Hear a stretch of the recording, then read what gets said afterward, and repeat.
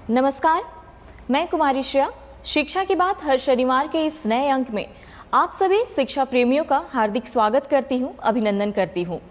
आज पुनः आप सभी शिक्षकों के द्वारा पूछे गए सवालों के जवाब के साथ हमारे बीच मौजूद हैं शिक्षा विभाग के अपर मुख्य सचिव doctor S Siddharth sir. Sir, बहुत बहुत स्वागत है आपका। सर, पिछली बार हमने टीआरई 3 के प्रश्नों पर बात की थी। सर, उस संबंध में आप कुछ कहना चाहेंगे? देखिए, मैंने पिछली बार कहा था कि हम लोग टीआरई 3 का पोस्टिंग हम लोग कर देंगे और ऑलमोस्ट बन गया है।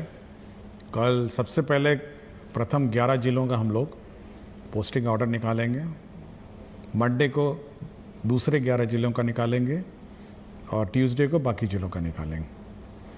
और सभी जो भी टीचर्स जिनको स्कूल अलॉटेड है, ये आदेश उनको दिया जा रहा है कि वो 15 तारीख, इस महीने की 15 तारीख से पहले अपने अपने स्कूल ज्वाइन कर लेंगे और शैक्षणिक कार्य संचालन करेंगे।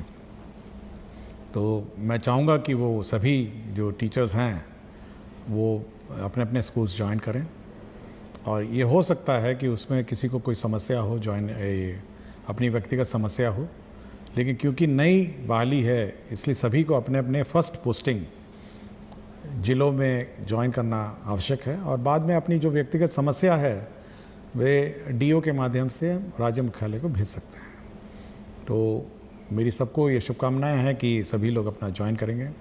साथ ही साथ नेक्स्ट वीक हम लोग टीआरई 1 और टीआरई 2 के महिलाओं का स्थानांतरण जो दूरी के आधार पर है उसको टेकअप करेंगे। आपको ज्ञात होगा कि हम लोगों ने पिछले सप्ताह तक जितने भी विशेष समस्याएं हैं, बीमारी है, विकलांगता है, पति पत्नी है और उसके छूटे हुए मामले भी हम लोगों ने टेकअप कर लिए हैं। अब केवल बच गए हैं हमारे महिलाओं से संबंधित जो दूरी वाला है। तो टीआरई 1 और टीआरई 2 के भी हम लोग अगला सप्ताह टेकअप करेंगे और सभी को अपने अपने जो लॉगिन आईडी है ई शिक्षा कोष, उसमें जानकारी प्राप्त हो जाएगी। इसलिए इधर उधर जानकारी के लिए आप लोग भटके नहीं। आपको अपने ई शिक्षा कोर्स के लॉगिन में पहले तो एसएमएस जाएगा और एसएमएस जाएगा जिसके माध्यम से आप ई शिक्षा कोर्स के लॉगिन में अपना अपना स्थानांतरण जिला देख सकेंगे।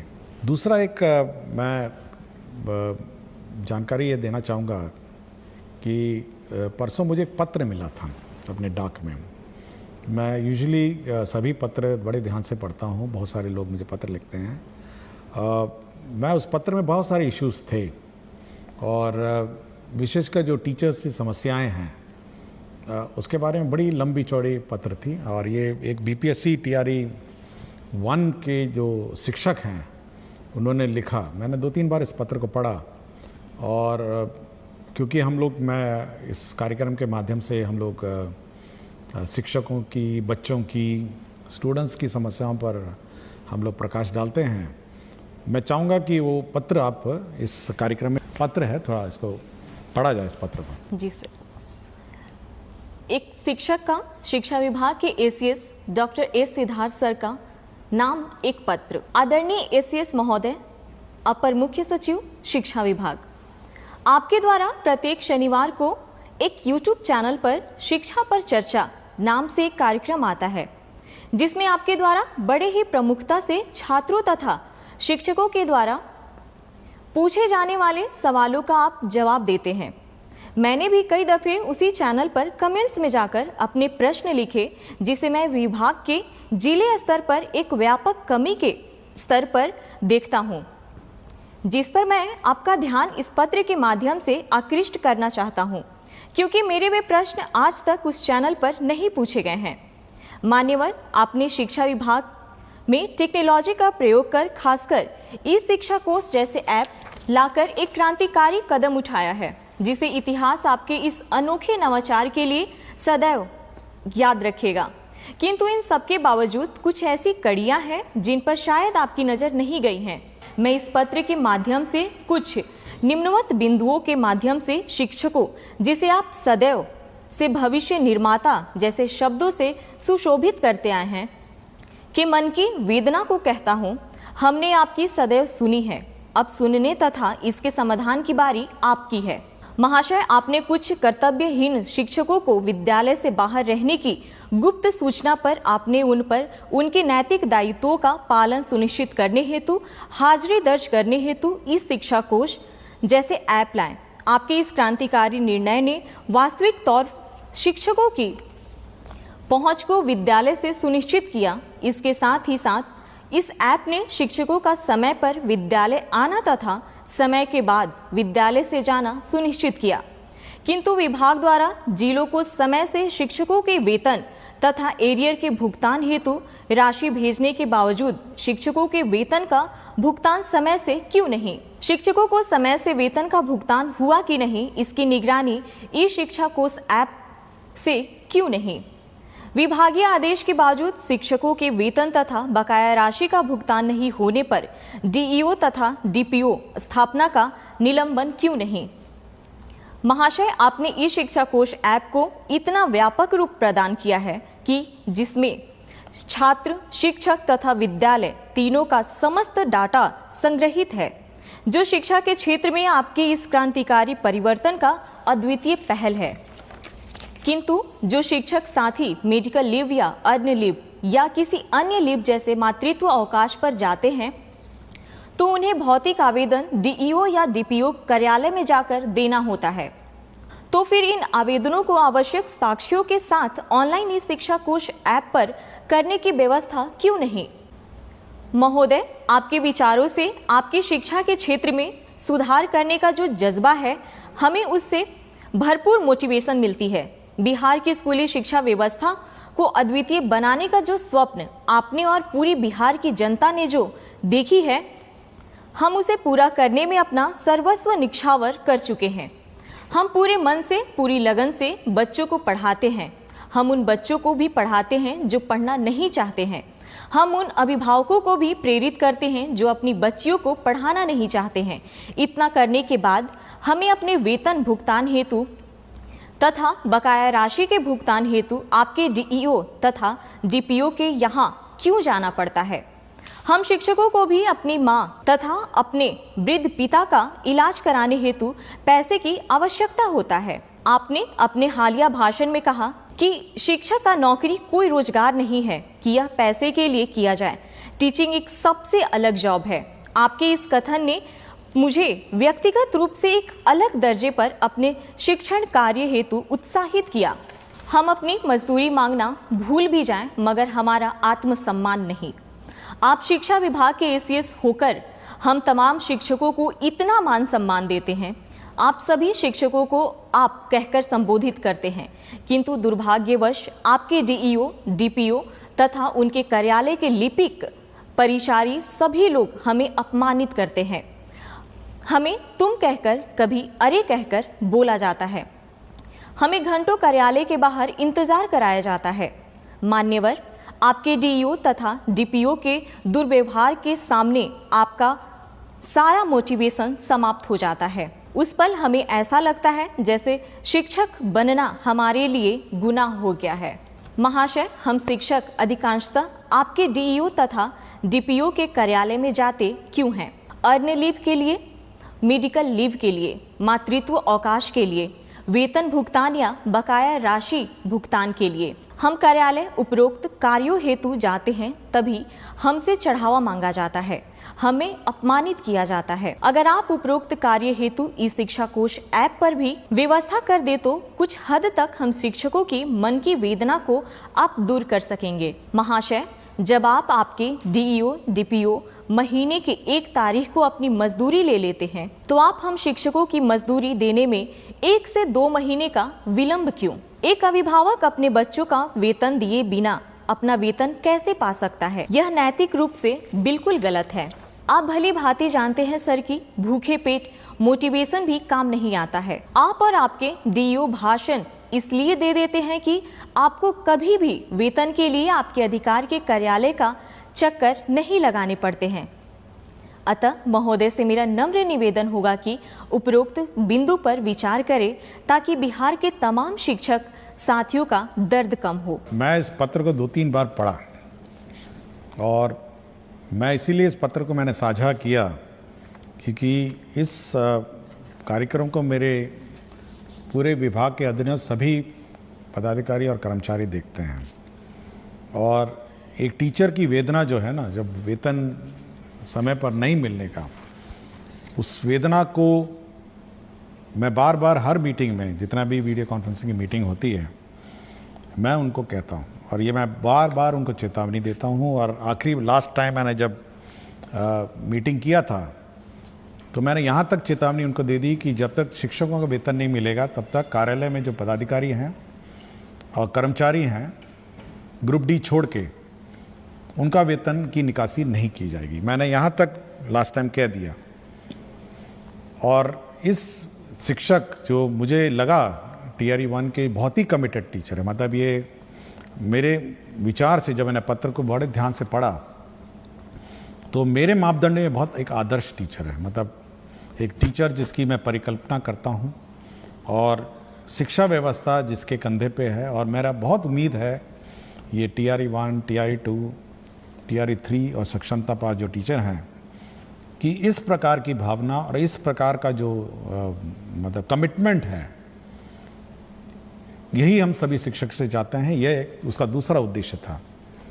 लेकिन अब जो देख के मुझे लगा कि हमारे शिक्षक कार्यालय, शिक्षा विभाग का कार्यालय जो है, अब वेतन तभी उसकी निकासी होनी चाहिए जब हमारे टीचर्स का वेतन पहले निकासी होगा। सबसे पहले जो फर्स्ट राइट है, पहले टीचर्स का वेतन निकासी होगा, उसके बाद ही हमारा जो सरकारी कार्यालय है उसका होगा। यह मैं पहले भी कह चुका हूँ और मैंने लास्ट टाइम इसकी चेतावनी भी दी थी।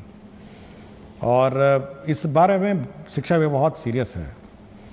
दूसरा ये है कि आपने देखा होगा पिछले सप्ताह हमने एक ग्रीवांस हैंडलिंग पोर्टल, एक वेबसाइट ई शिक्षा कोर्स का पार्ट बनाया जिसमें 11 अव्यय उसमें है, 11 कंपोनेंट्स हैं, जिसमें भुगतान के बारे में है, जिसमें टीचर्स का अन्य टीचर तंग करने के बारे में है, जिसमें पब्लिक को टीचर तंग करने के बारे में है, जिसमें अन्य टीचर गायब हो जाने के बारे में भी है, जिसमें इंफ्रास्ट्रक्चर के बारे में है, बहुत सारे हैं। और इसको मैं रोज़ सुबह और शाम देखता हूँ। और यह निश्चित रही है, मैं सभी टीचर जो भी शिकायत उसमें है, और बिल्कुल यही शिकायत थी उसमें। जब मैंने खोला कि कितना पेमेंट पेंडिंग है तो बड़ा दुख हुआ मुझे कि मातृत्व अवकाश 1 साल पहले लिया था, अभी तक वेतन नहीं मिला उस पीरियड का। छुट्टी लिया, उसका वेतन नहीं मिला। तो मुझे बड़ा ख़राब लगा जब मैंने लंबित वेतन और सैलरी और अरियर का जो कंपोनेंट देखा।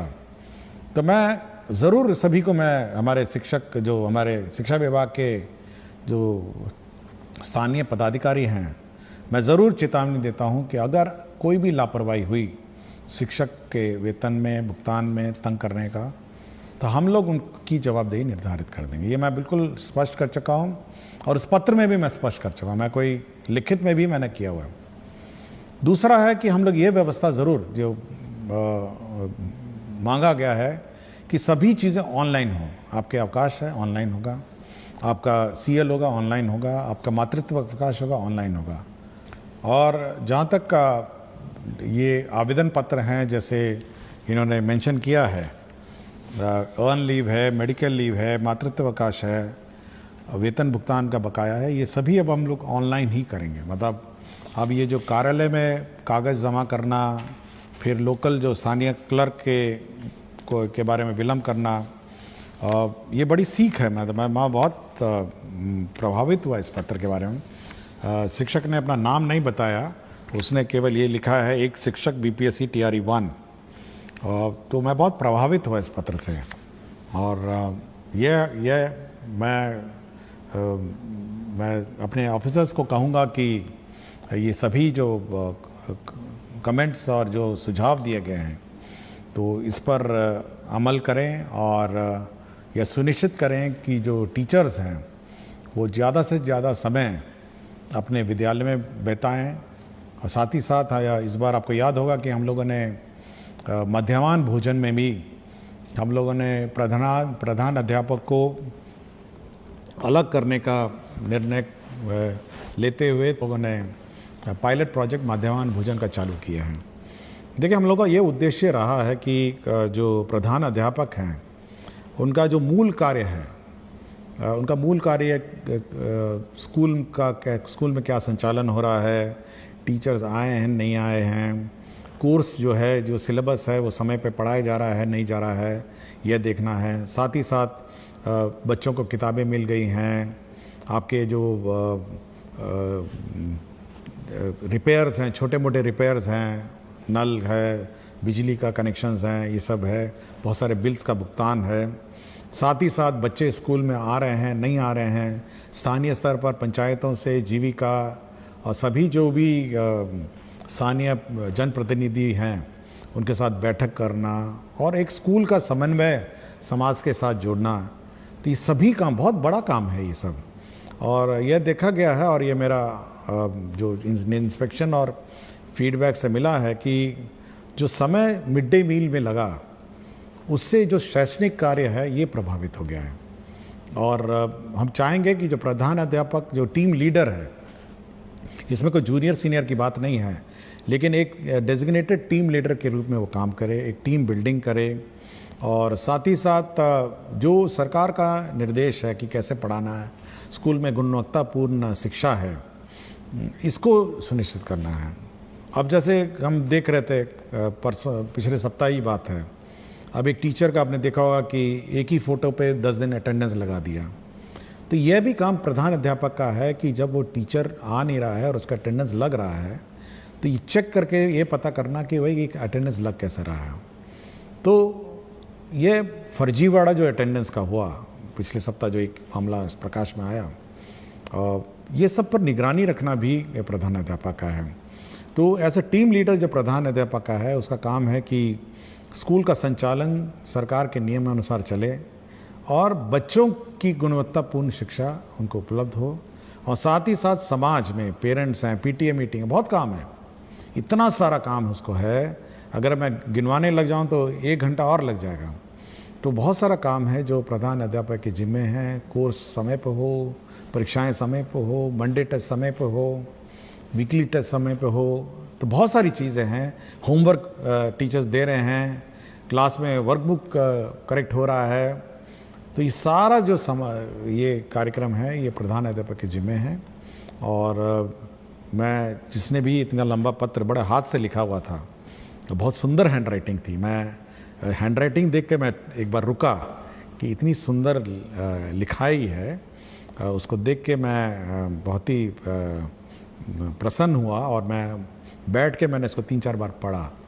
तो मैं आज इसीलिए मैंने आज इस कार्यक्रम को रखा कि आज एक बार इस पत्र के बारे में मैं सभी से चर्चा करूंगा और एक संवाद हम लोग शिक्षा में टीचर से संवाद स्थापित करना चाहते हैं, बच्चों से स्थापित करना चाहते हैं, अभिभावकों से करना चाहते हैं। और इसी कड़ी में मैं इस पत्र को आज मैंने पढ़ा, नमन करता हूँ, मैं उनको धन्यवाद देता हूँ कि शिक्षा क्षेत्र में सुधार के लिए उन्होंने मुझे पत्र लिखा। बहुत बहुत धन्यवाद सर। अगले सप्ताह पुनः आपसे मुलाकात होगी। धन्यवाद।